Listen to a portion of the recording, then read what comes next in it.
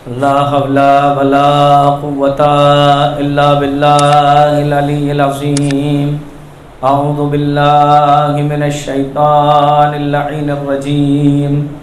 بسم الله الرحمن الرحيم. الحمد لله رب العالمين والعاقبة للمتقين والجنة للمقين والنار للعاصين والصلاة والسلام على أشرف الأنبياء والمرسلين سید الکونین محبوب رب المشرقین ورب المغربین جد الحسن والحسین ابی القاسم محمد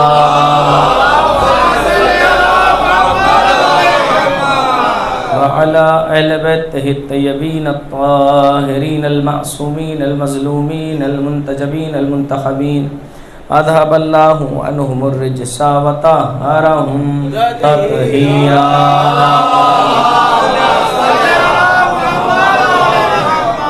ولعنۃ اللہ علی اعدائہم وغاصب حقوقہم ومنکر فضائلہم ومصائبہم اجمعین من الآن الى قیام یوم الدین. اما بعد فقد قال اللہ تبارک و تعالی فی محکم کتابہ الکریم والفرقانہ الحمید وقولہ الحق بالحق.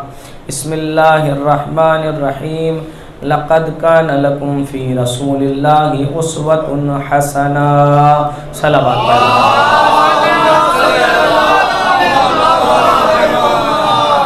عزیزان گرامی قادر اور سامعین ذوی احترام، آپ حضرات کے سامنے آج پھر اسی آیت کو سرنامہ کلام قرار دیا کہ جس میں کائنات کا پروردگار اپنے پیغمبر کو بطور آئیڈیل تعارف کرا رہا ہے. جس آیت میں بتایا جا رہا ہے کہ ہم نے تمہیں بے آئیڈیل نہیں چھوڑا ہے، بے لگام نہیں چھوڑا ہے کہ آپ چاہے جہاں چلے جائیں. نہیں، ہم نے تمہارے انسانیت کی لگام لگائی ہے. اس انسانیت کی لگام کو سنبھالے رکھیے گا اور دائرہ انسانیت سے خارج نہ ہو جائیے گا. اس لیے انسان کامل کو آپ کے لیے آئیڈیل اور نمونہ بنایا ہے. وہ کون ہیں؟ وہ ہیں پیغمبر کی ذات.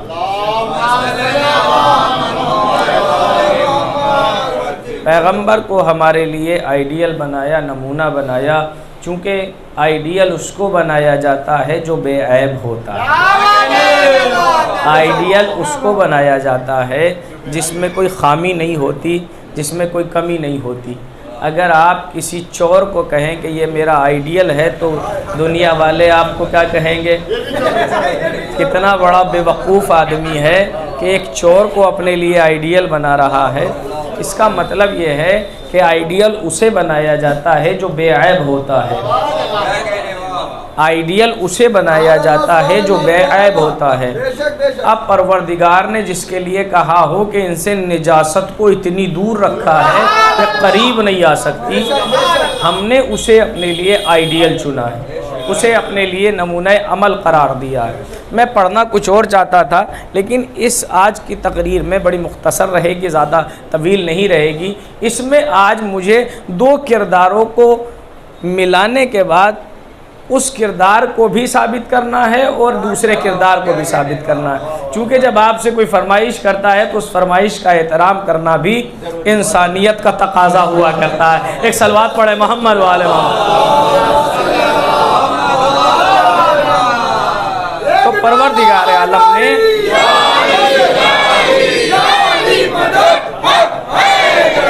تو آئیڈیل کے طور پہ پیغمبر کو ہمارے سامنے خالق کائنات نے پیش کیا. ہمارا فریضہ یہ ہے کہ پیغمبر کو آئیڈیل مانے، نمونہ مانے اور اس کے بعد اپنی زندگی کو آگے لے کے چلیں. اگر پیغمبر کو آئیڈیل مان کے ہم اپنی زندگی گزاریں گے تو قسم خدا کی نہ دنیا میں کوئی خامی کا انجام دے سکتے ہیں، نہ دنیا میں کوئی برائی انجام دے سکتے ہیں، اور نہ ہی ہم مرنے کے بعد کسی مصیبت میں الجھ سکتے ہیں. دنیا میں جب اچھے کام کریں گے، چونکہ پیغمبر نے بتایا ہی نہیں ہے کہ برے کام کیے جائیں، پیغمبر نے کہا ہے کہ واجبات کو انجام دو اور برائیوں سے اجتناب کرو. اعمال میں پیغمبر نے آگے رہنے کے لیے کہا ہے، پیغمبر نے اعمال میں پیچھے رہنے کے لیے نہیں کہا۔ پیغمبر کو کیا ضرورت تھی، پیغمبر کو کیا ضرورت تھی جب خالق کائنات نے کہہ دیا اتنی عبادتیں نہ کیا کرو کہ پیروں پہ ورم آ جاتا ہے، لیکن پیغمبر اتنی عبادتیں کرتے ہیں، انسان کو پیدا ہی عبادت کے لیے کیا، لیکن پیغمبر سے کہا جا رہا اتنی نہ کرو، اس کا مطلب یہ ہے کہ پیغمبر نے جتنا مانگا تھا اس سے زیادہ دیا۔ تب خالق کائنات نے کہا اتنی عبادتیں صلوات پڑھیں محمد والے اتنی عبادتیں انجام نہ دیا کیجئے، صلوات پڑھیں محمد والے محمد پر۔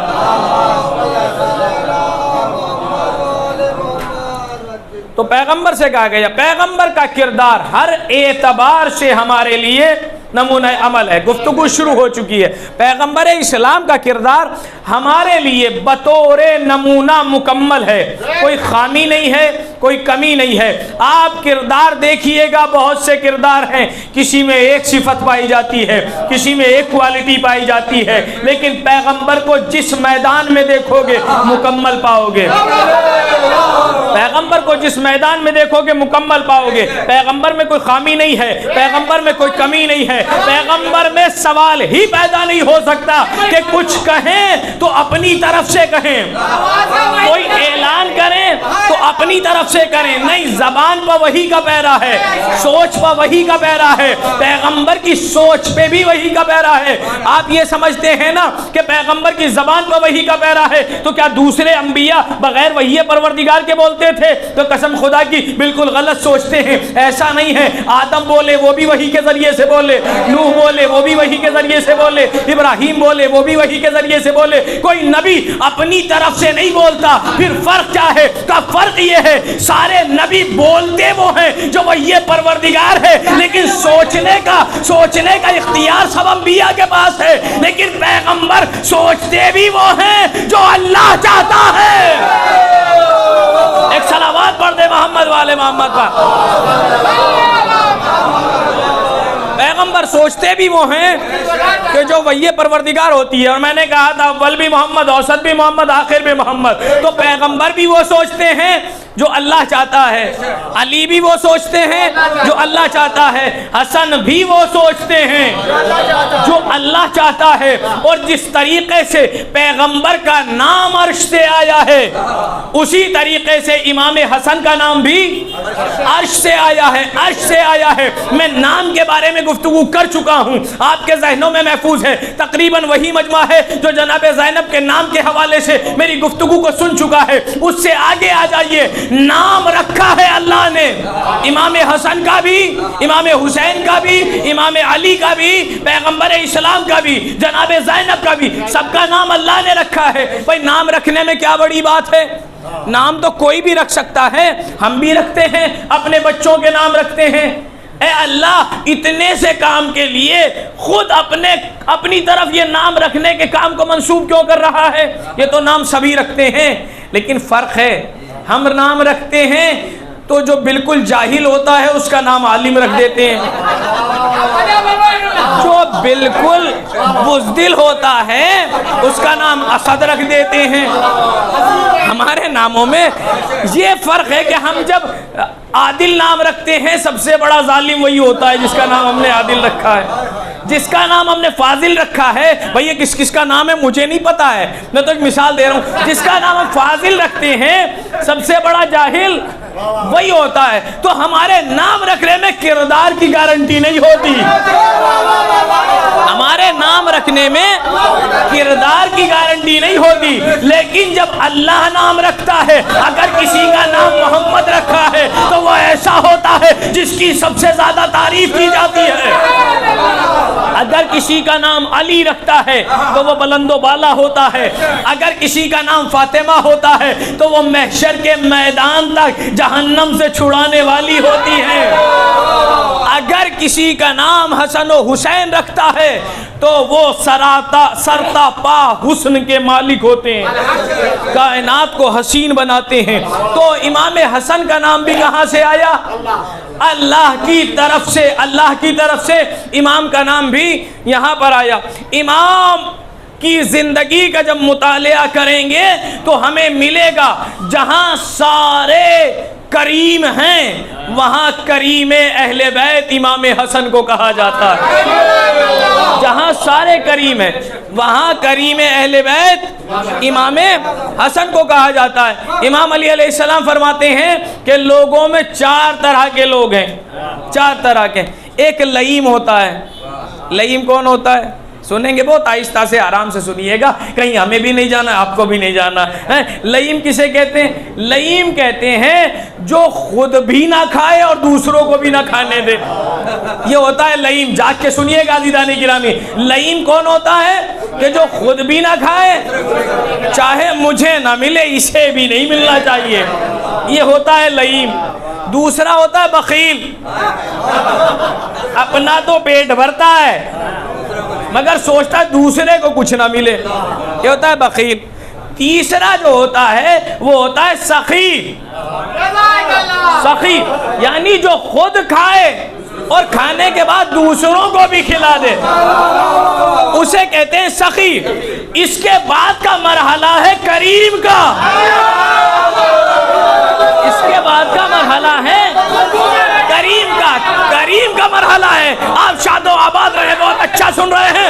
آپ لوگوں کو بھی ایسے ہی سننا ہے. کریم کا مرحلہ ہے. کریم کسے کہتے ہیں؟ کریم اسے کہتے ہیں چاہے خود نہ کھائے دوسروں کو کھلا دے.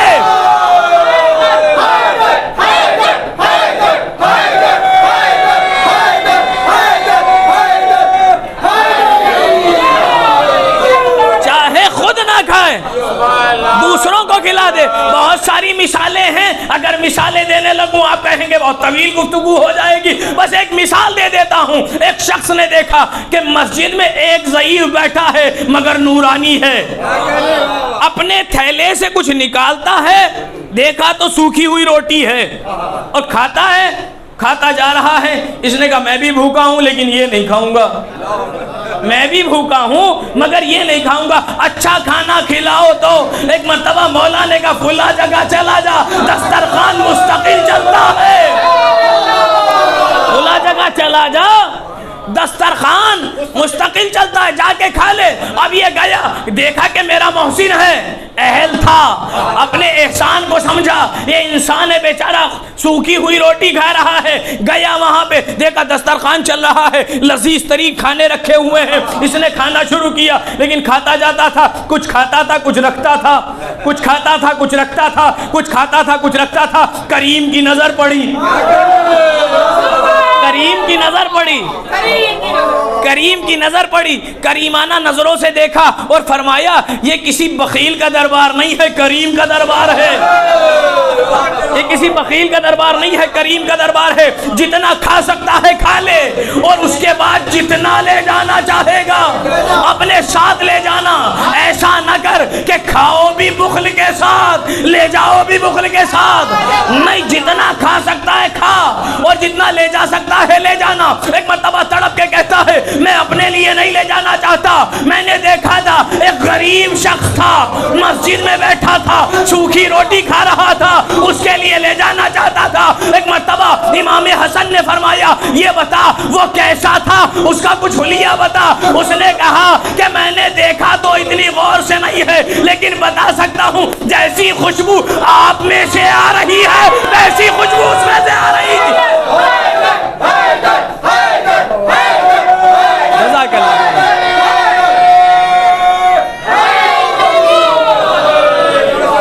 جیسی خوشبو آپ میں سے آ رہی ہے ویسی ہی خوشبو اس انسان میں سے آ رہی تھی. اب ایک مرتبہ میرے مولا نے کہا اسے غریب نہ کہے، وہ تو کائنات کا امیر ہے. اسے غریب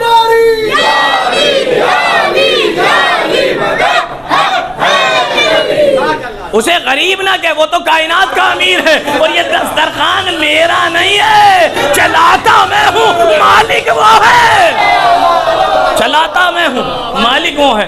تو کریم امام حسن کا دسترخوان آج تک چلتا ہے، آج تک چلتا ہے، آج بھی ایک چلانے والا ہے اور قیامت تک چلتا رہے گا، قیامت تک چلتا رہے گا۔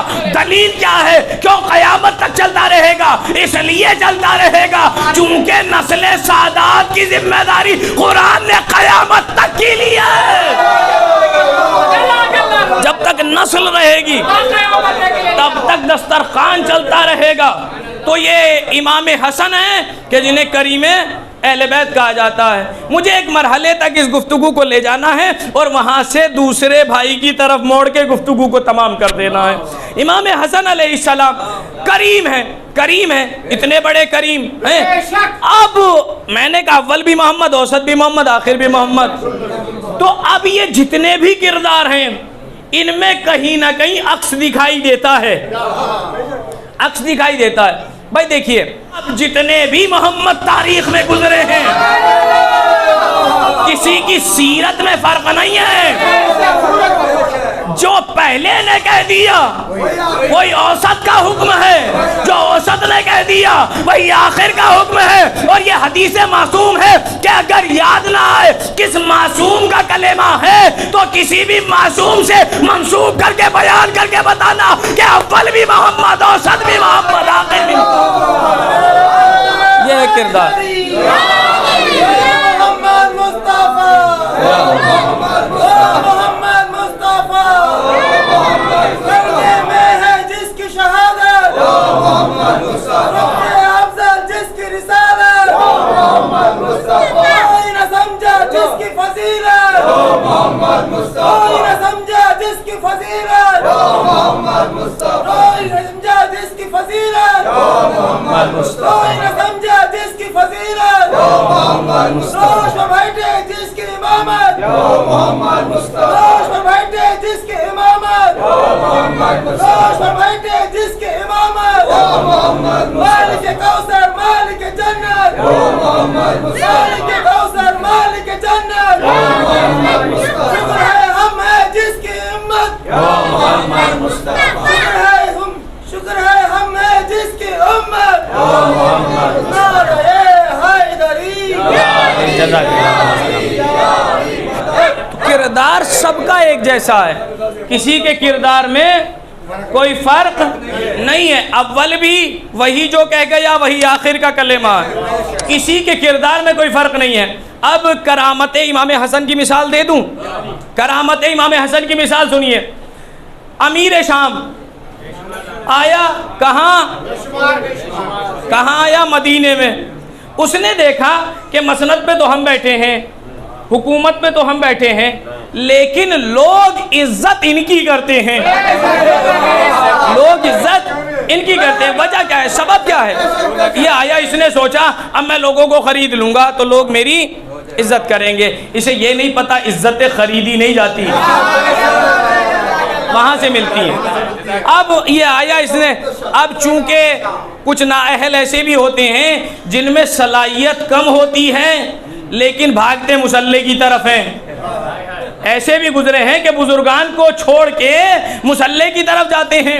تو اب حکومت چونکہ ہاتھ میں ہے، زمام حکومت ہاتھ میں ہے، تو گیا مسلح کی طرف۔ اب نماز پڑھائی اور نماز پڑھانے کے بعد بیٹھ گیا، اور بیٹھنے کے بعد بانٹنے لگا، تقسیم کرنے لگا۔ یہ نبی کے صحابی ہیں، انہیں اتنا دے دو، یہ نبی کے صحابی ہیں، ان کو اتنا دے دو۔ بانٹتا رہا بانٹتا رہا بانٹتا رہا۔ جب بانٹتا رہا، ابھی یہ بانٹ ہی رہا تھا، مجمع اس کے سامنے بیٹھا تھا، ہمیں بھی ملے گا ہمیں بھی ملے گا، سارا مجمع بیٹھا تھا۔ کریمیت امام حسن دیکھیے گا، ابھی بانٹ رہا تھا، اسی اثنا میں مسجد کے دروازے سے ایک نورانی شخصیت داخل ہوئی۔ امام حسن آئے۔ جیسے امام حسن آئے تو یہ جو سارے پیسے کے لالچ میں بیٹھے تھے سارے اٹھ کے امام حسن کی طرف آ گئے، استقبال کیا امام حسن کا، امام حسن کا استقبال کیا۔ امام حسن آ کے جلدی سے سب کو سلام کر کے امام حسن نے نیت کی، چونکہ ہر آدمی سے ہر آدمی بات کرنا نہیں چاہتا۔ امام حسن نے آنے کے بعد نماز کی نیت کی، امام نے نماز کی نیت کر لی تاکہ مجھے بات نہ کرنی پڑے۔ اب یہ انتظار کر رہا ہے، حاکم کا انتظار کیا جاتا ہے، لیکن امام وہ ہوتا ہے جس کا حاکم انتظار کرتا ہے۔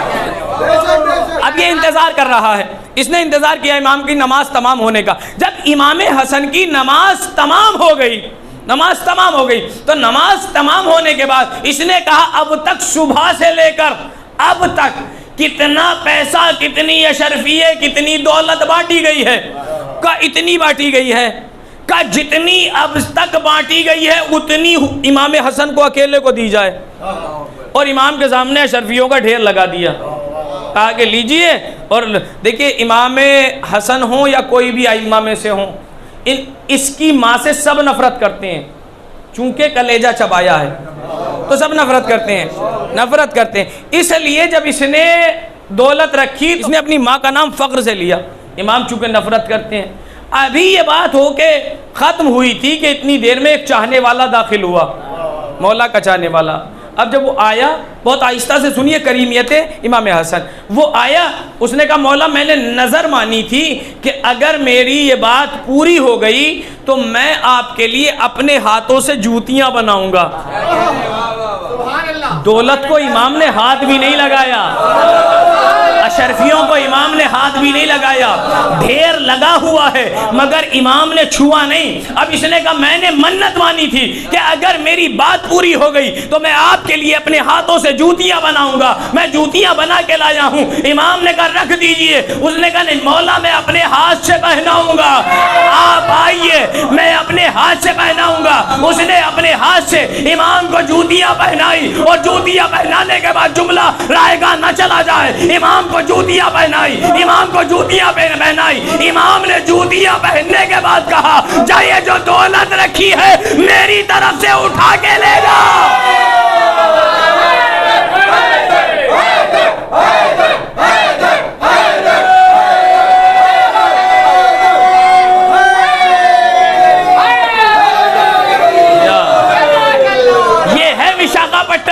ابھی جملہ تو آیا بھی نہیں لیکن استقبال کتنا اچھا کیا ہے تو سنیے۔ ایک مرتبہ امام نے کہا تو نے جوتیاں بڑے خلوص سے پہنائی ہے نا، یہ دولت اٹھا اور لے جا۔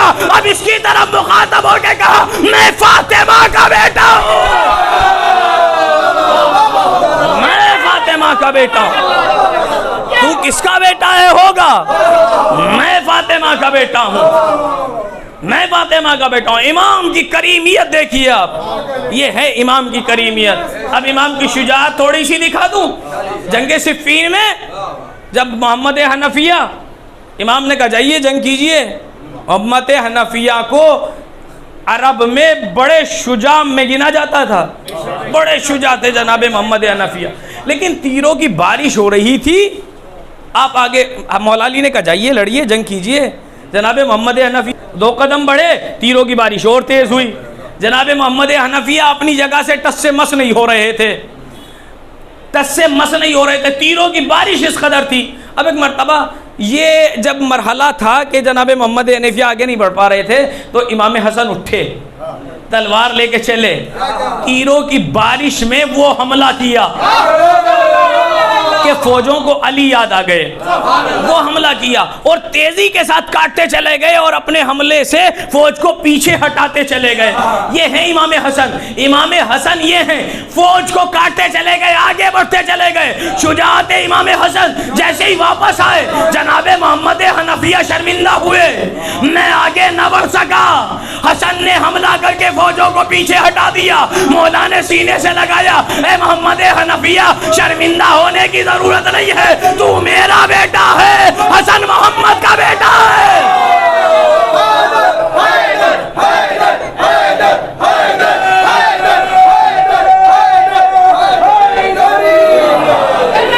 تو میرا بیٹا ہے، حسن محمد مصطفیٰ صلی اللہ علیہ وآلہ وسلم کا فرزند ارجمند ہے۔ تو یہ ہے شجاعت۔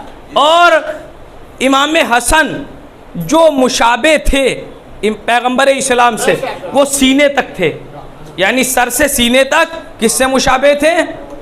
رسول خدا سے، اور سینے سے نیچے امام حسین مشابہ تھے۔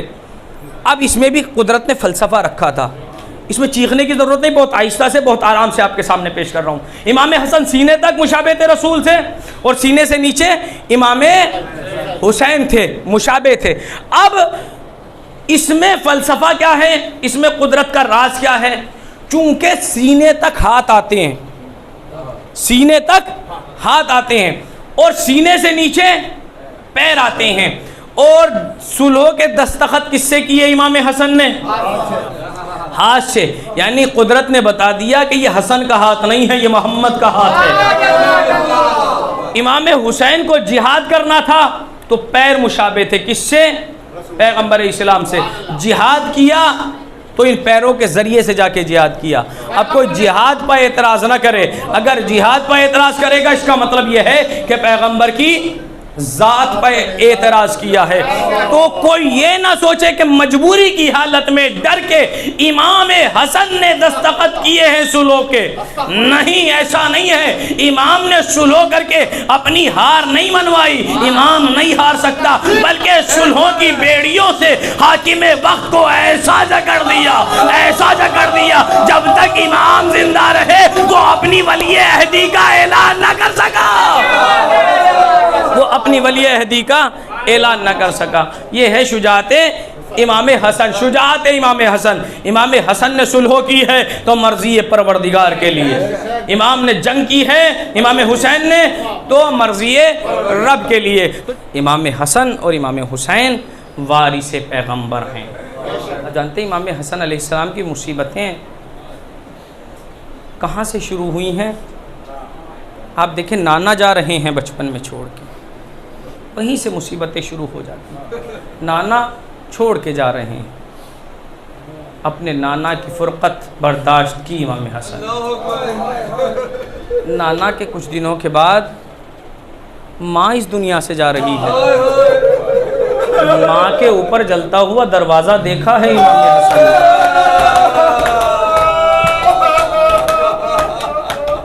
اپنے بھائی کی شہادت کو محسوس کیا ہے امام حسن۔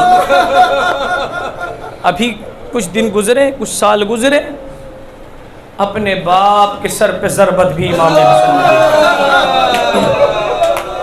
امام حسین نے بہت سارے لاشیں اٹھائے ہیں، امام کی مصیبت بہت بڑی مصیبت ہے، لیکن امام حسن کی مصیبت کوئی کم مصیبت نہیں ہے۔ باپ کے سر پہ ضربت لگ گئی ہے، باپ زمین پر تڑپ رہا ہے، بیٹا نماز پڑھا رہا ہے، یہ چھوٹی مصیبت نہیں ہے، یہ ہے امام حسن۔ اور جب خود کی حکومت آئی تو ہر طرف سے منافقت کا شکار ہو، چاہنے والے بھی وہی اور دشمن سے ملے ہوئے بھی وہی۔ یہ ہے امام حسن۔ امام حسن کی غربت کا اندازہ لگایا ہی نہیں جا سکتا۔ یہ امام حسن ہیں جن کو کئی بار زہر دیا گیا، کئی بار زہر دیا گیا۔ امام کا جب آخری بار آپ کی زوجہ نے زہر دیا ہے تو امام کے جگر کے 72 ٹکڑے باہر آ گئے تھے۔ جب امام تشت میں ٹکڑے اگل رہے تھے تو ایک مرتبہ اپنے لاڈلے قاسم کو بلایا، اے میرے لاڈلے قاسم، جاؤ اپنی پھوپھی اماں کو بلا لاؤ، اپنی پھوپھی اماں کو بلا لاؤ۔ جناب زینب کے پاس جانے لگے جناب قاسم، لیکن ننھے سے بچے ہیں نا، تڑپ کے پوچھتے ہیں، اے میرے بابا جان، میں پھوپھی سے جا کے کیا کہوں؟ تو امام حسن نے جناب قاسم کو قریب بلایا، گریبان چاک کیا، آستینوں کو اوپر کیا، بالوں کو پریشان کیا، کہ میرے لال کچھ کہنے کی ضرورت نہیں ہے، اپنی پھوپھی کے پاس چلے جاؤ۔ جناب زینب کے حجرے میں جناب قاسم آئے، جناب زینب نے دیکھا بال پریشان ہیں، گریبان چاک ہے، دوڑ کے اپنے بھتیجے کو اپنے کلیجے سے لگا لیا، اے میرے لاڈلے، یہ تمہاری حالت کس نے بنائی ہے؟ پھوپھی اماں، بابا نے بلایا ہے۔ زینب دوڑتی ہوئی آئی، ارے خدا کسی بہن کو وہ منظر نہ دکھائے جو زینب نے دیکھا۔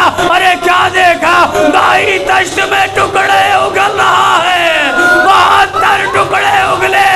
ارے زینب کتنی غریب ہے، ایک بھائی کو تشت میں 72 ٹکڑے اگلتے ہوئے دیکھا، ایک بھائی کو 3 دن کی بھوک و پیاس میں 72 لاشیں۔ اجرکم اجرکم اللہ، دشت میں ٹکڑے اگل رہے ہیں، امام حسن رخصت ہو رہے ہیں۔ ایک مرتبہ کہتے ہیں اے بہن زینب ذرا ام فروا کو بلاؤ، جناب ام فروا کو بلا لیا۔ جب جناب ام فروا آ گئی، ایک مرتبہ کہتے ہیں لو یہ تعویذ قاسم کے بازو میں باندھو، اور جب سب سے زیادہ مصیبت آ جائے تو بیٹا قاسم اس تعویذ کو کھول کے دیکھ لینا، امام حسن رخصت ہو رہے ہیں مگر ذہن میں کربلا ہے، میرا بھیا اکیلا رہ جائے گا۔ اجرکم اللہ، امام حسن اس دنیا سے رخصت ہو گئے۔ امام کی بس اتنی سی خواہش تھی نا کہ نانا کے پہلو میں دفن کر دیا جائے، اس سے زیادہ تو کوئی خواہش نہیں تھی۔ غسل و کفن دیا گیا، جناب امام حسن کا جنازہ تیار ہوا اور جنازے کو لے کے چلے۔ کتنے ہی غریب سے غریب انسان کا جنازہ ہو قبرستان تک جاتا ہے، قبرستان سے واپس نہیں آتا۔ ارے میرا غریب امام کا تابوت چلا، سفید کفن میں چلا، ادھر سے تیروں کی باریں، امام کے جسم میں تیر بے بس ہو گئے۔ آئرے نبی کے نواسوں کی غربت، ایک کے جسم میں تیر بے بس ہو گئے، ایک کا لاشا تیروں پر۔ اجرکم اللہ، تیر چلے، تیروں کی بارش ہوئی، سفید کفن سرخ ہو گیا، حضرت عباس کو جلانا گیا، تلوار کو نکالنا چاہتے تھے۔ حسین نے کہا بھیا عباس تلوار بہت نہ رکھنا، ابھی کربلا بہت دور ہے۔ ارے جنازہ واپس آیا، حضرت امام حسین نے کہا اے شہزادی زینب اپنے بھیا کا ساتھ نہ دو گی؟ ارے یہ تیر نکالنے میں اپنے بھائی کا ساتھ دو۔ امام حسن تیر نکالتے جاتے ہیں، روتے جاتے ہیں، جناب زینب تیر نکالتی جاتی ہیں، مجلس تمام ہو رہی ہے، امام حسین تیر نکالتے جاتے ہیں، روتے جاتے ہیں، جناب زینب تیر نکالتی جاتی ہے، روتی جاتی ہیں، اور حسرت بھری نگاہوں سے اپنے بھائی حسین کو دیکھتی جاتی ہیں۔ اے بھیا آج میں امام حسن کے جنازے سے تیر نکال رہی ہوں، مگر میرے بھیا کربلا میں آپ کے جنازے سے نہ نکال پاؤں گی، اے بھیا مجھے معاف کر دینا۔